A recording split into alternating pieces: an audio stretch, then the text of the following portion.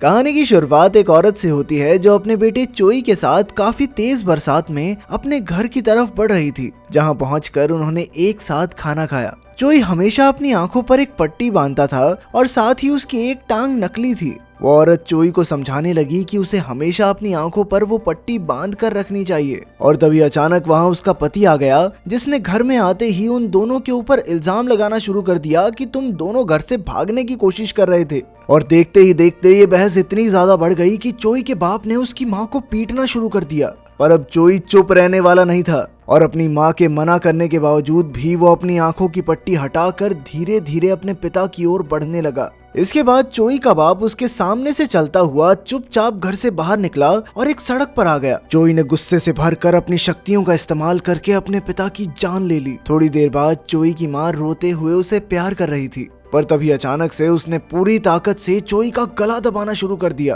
पर तभी चोई ने अपनी माँ को भी अपने वश में कर लिया। खुद को छुड़ाने के बाद वो अपनी माँ को एक नदी के किनारे पर ले गया, जहाँ पहुंचकर जब उन्हें दोबारा होश आया तो वो जोर जोर से रोने लग गई। असल में चोई की आंखों में एक खास ताकत थी, जिसकी वजह से वो सिर्फ किसी को देखकर ही अपने वश में कर सकता था। कई सालों बाद चोई बड़ा तो हो गया, पर अब उसे दुनिया में किसी से प्यार नहीं था और वो अपना ज्यादातर समय अकेले ही बिताता था। उसे जिंदगी में कुछ करने की टेंशन नहीं थी। वो बड़ी ही आसानी से अपनी शक्तियों की मदद से पैसे चोरी करता और फिर उन्हीं पैसों का इस्तेमाल करके वो दुनिया के अलग अलग बढ़िया होटलों में रुकता। उधर इमकबान नाम का एक लड़का कबाड़ खाने में काम करता था, जहां उसके सबसे खास दोस्त थे अली और बोबा। और अपना काम खत्म करने के बाद इमकबान अपने इन्हीं दो दोस्तों के साथ अपना जन्मदिन मनाने के लिए बाहर गया। पर वहां से वापस आते वक्त जैसे ही वो गाड़ी से उतरा तो एक तेज रफ्तार से आ रही गाड़ी ने उसे टक्कर मार दी, जिसके बाद उसे हॉस्पिटल में दाखिल करवाया गया। लेकिन अगले ही दिन इमकबान काफी तेजी से ठीक होने लग गया।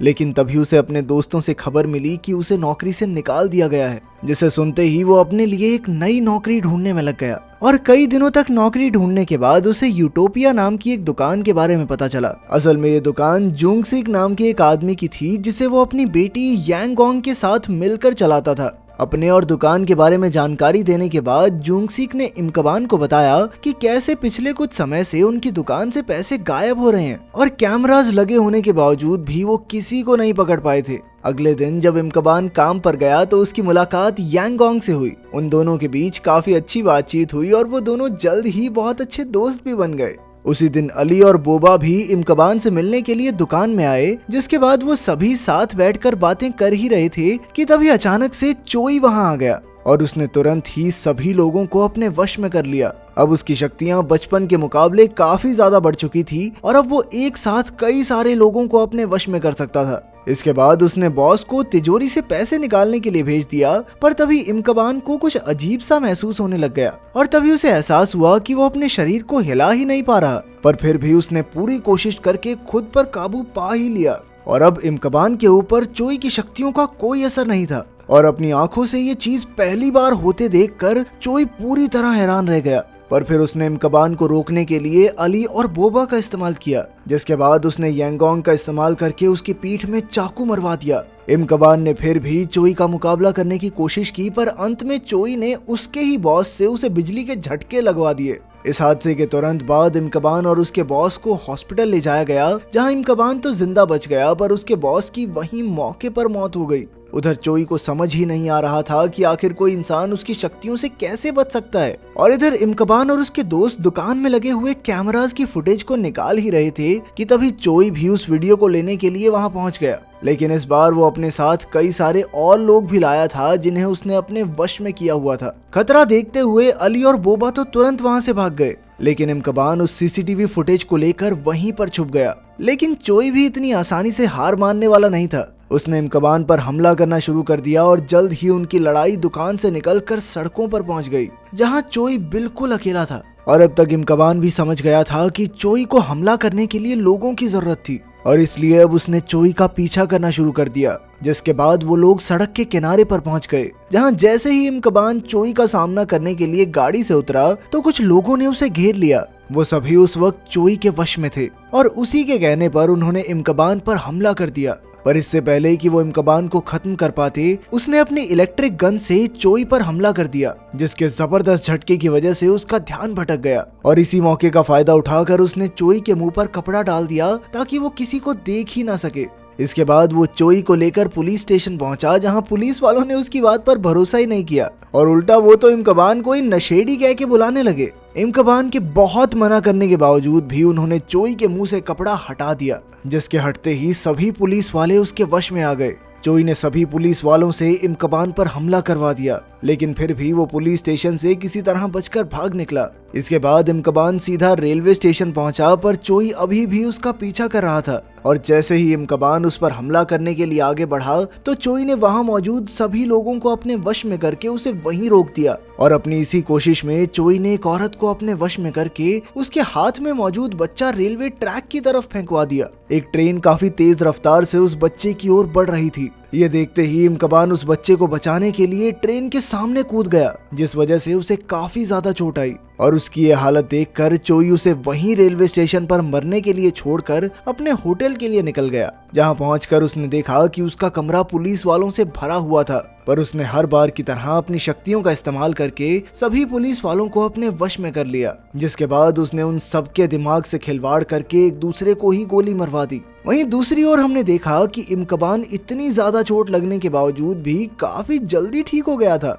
असल में उसके पास हीलिंग पावर थी, एक ऐसी खास शक्ति जिसकी मदद से उसका शरीर खुद ब खुद तेजी से ठीक हो सकता था। पर अब इमकबान समझ गया था कि चोई अपने फायदे के लिए बिना सोचे हजारों लोगों की भी जान ले सकता है, और इसलिए उसने सोच लिया कि उसे चोई को खत्म करना ही होगा। इस काम के लिए उसने अली और बोबा को भी अपने साथ प्लान में शामिल कर लिया, जो अपने दोस्त की बात पर भरोसा करके तुरंत ही तैयार भी हो गए। अब प्लान के मुताबिक अली ने एक खास वैन तैयार की, जिसमें उसने एक फ्लेयर गन भी लगाई थी, जिसकी मदद से वो चोई को कुछ वक्त के लिए अंधा कर सकते थे। उधर पुलिस का ध्यान धीरे धीरे चोई की तरफ बढ़ता जा रहा था, पर जैसे ही वो पूछताछ के लिए चोई की मां के घर पहुंचे तो उसने तुरंत ही सभी को खत्म कर दिया, जिसके बाद वो अपनी मां को भी मारने के लिए गया। लेकिन वो ऐसा कर नहीं पाया और ऐन वक्त पर अपना मन बदल कर वहाँ से चला गया। साथ ही उसने बैंक से चुराए हुए पैसों का कुछ हिस्सा अपनी माँ के लिए भी छोड़ दिया। उधर वो तीनों वैन में बैठकर पूरे शहर में चोई को ढूंढने में लगे हुए थे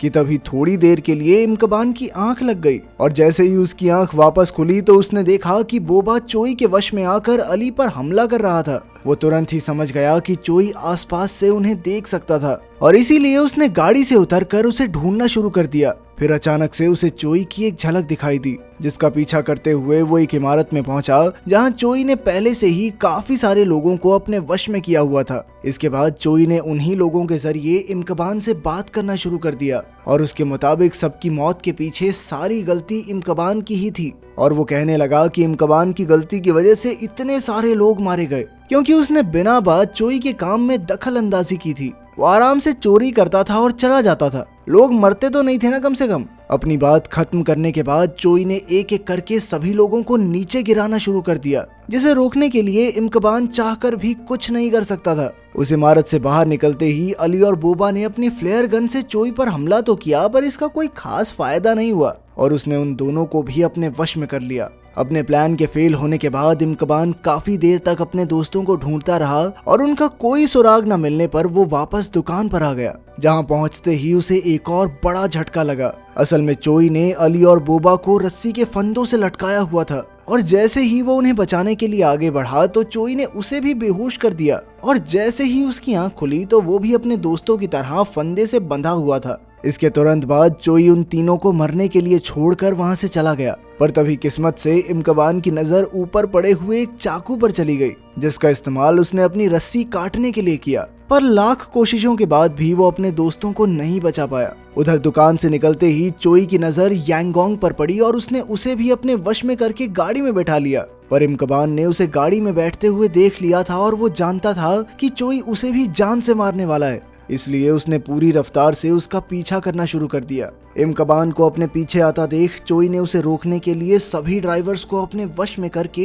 एक बहुत बड़ा एक्सीडेंट कराने की कोशिश की। पर इस एक्सीडेंट से पहले ही इमकबान की मदद करने के लिए अली और बोबा की आत्माएं उसे दिखाई दी, जिन्होंने उसे वैन में लगे खास बटन को दबाने को कहा, जिसे दबाते ही वो वैन एक्सीडेंट से पहले ही पूरी रफ्तार में वहां से निकल गई। उधर चोई यांगोंग के साथ एक ऊंची इमारत की छत की तरफ बढ़ रहा था। जैसे ही इमकबान छत पर पहुंचा तो उसे सबसे पहले चोई ही दिखाई दिया, जिसे देखते ही उसने उसे मारना शुरू कर दिया। पर तभी उसकी नजर कोने में खड़ी यांगोंग पर पड़ी, जो उस वक्त चोई के वश में थी, और इसी मौके का फायदा उठाकर चोई ने इमकबान पर गोली चला दी, जिसके बाद उसने उसे बेरहमी से मारना शुरू कर दिया। पर इससे पहले कि वो इमकबान को खत्म कर पाता, वो चोई को उसके परिवार के बारे में चिढ़ाने लगा। इमकबान ने उसके परिवार के बारे में कुछ ऐसी बातें बोलना शुरू कर दिया जिससे चोई का ध्यान भटक गया, और इसी मौके का फायदा उठाकर इमकबान चोई को पकड़कर छत से नीचे कूद गया। इस हादसे में वो तो अपनी जल्दी से ठीक हो जाने की शक्ति की वजह से बच गया, पर चोई जिंदा नहीं बच पाया। कुछ सालों बाद इमकबान एक व्हील चेयर के सहारे रेलवे स्टेशन से जा रहा था, जहां उसकी मुलाकात यांगोंग से हुई, जो अब एक एयर होस्टेस बन चुकी थी। पर तभी वहां कुछ लोगों ने देखा कि एक बच्चा रेलवे की पटरी पर गिर गया था, पर कोई भी उसे बचाने के लिए आगे नहीं बढ़ रहा था। और तभी सनसनाती हुई रफ्तार में एक ट्रेन वहां से गुजर गई। सभी लोग ये देखकर बहुत ज्यादा उदास हो गए, पर ट्रेन के गुजरने के बाद सबने देखा कि इमकबान ने उस बच्चे को बचा लिया था। उम्मीद है इतने खतरनाक स्टंट के बाद तो अपना लड़का हीरोइन ले ही जाएगा। तो क्या आप एक अनजान बच्चे के लिए अपनी जान को दांव पर लगा सकते हैं? कमेंट्स में जरूर बताना। मिलते हैं अगली वीडियो में।